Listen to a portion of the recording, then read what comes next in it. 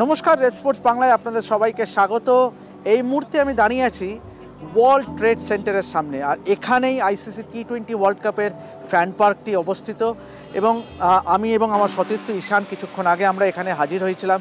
আপনারা সবাই জানেন গতকাল ইন্ডিয়া পাকিস্তান ম্যাচটি ছিল এবং দুর্দান্ত একটি জয় হাসিল করে রোহিত শর্মারা। এবং গতকাল আমরা দেখেছিলাম যে এই জায়গাটা কিন্তু ঠিক ভিড় ছিল, লোকারণ্য ছিল এই ফ্যান পার্কে, কেননা ইন্ডিয়া পাকিস্তান ম্যাচটি উপভোগ করতে।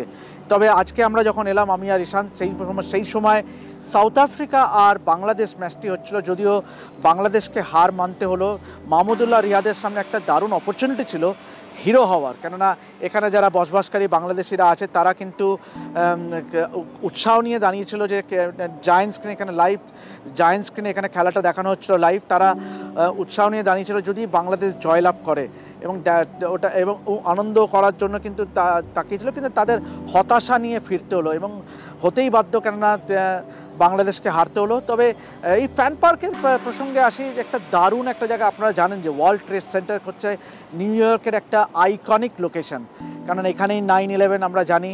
আমরা পরবর্তী একটি ভিডিওতে আপনাদের 9/11 সম্পর্কে আরও বিশদে একটি ভিডিও বানাবো আমরা। তবে এই ফ্যান পার্কে কিন্তু নানান রকম মনোরঞ্জনের ব্যবস্থা আছে, শুধুমাত্র লাইভ স্ক্রিনে আপনারা খেলাটি দেখতেই পারবেন না।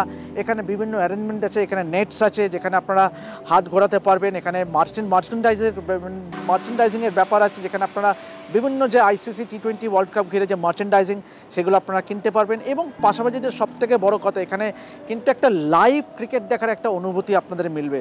এবং পৃথিবীর যে কোনো প্রান্তেই যখনই বড় কোনো ইভেন্ট হয়, এরকম একটা ফ্যান পার্ক থাকে। আমরা কয়েক মাস আগেই যে ইন্ডিয়াতে যে বিশ্বকাপ হলো, সেখানেও আমরা দেখেছিলাম বিভিন্ন শহরে ফ্যান পার্ক।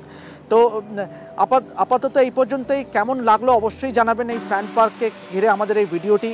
এবং আগামী কয়েকদিন আমরা এভাবেই নানান ভিডিও আমরা আপনাদের তুলে ধরবো, ট্রাভেলগ ভিডিও, এখানকার কালচার, কুজিন। কেন আর বেশি দিন আমরা নেই আমি আর ঈশান, কেননা এরপরে আমরা 13 তারিখে আমরা ফ্লোরিডা যাব, যেখানে ইন্ডিয়া কানাডার সঙ্গে খেলবে। তবে এখন আপাতত আমাদের একটাই দিকে তাকিয়ে আছে ভারতীয়রা, তারা একটা দিকেই তাকিয়েছে যে ইন্ডিয়া ইউএসএ ম্যাচটি, যেটা 12 তারিখে হবে নাসাউ কাউন্টি ইন্টারন্যাশনাল স্টেডিয়ামে। তবে আজ এই পর্যন্তই। আমি দেবাশিস আপাতত সাইন অফ করছি ওয়ার্ল্ড ট্রেড সেন্টারের সামনে থেকে, আইসিসি ফ্যান পার্ক থেকে।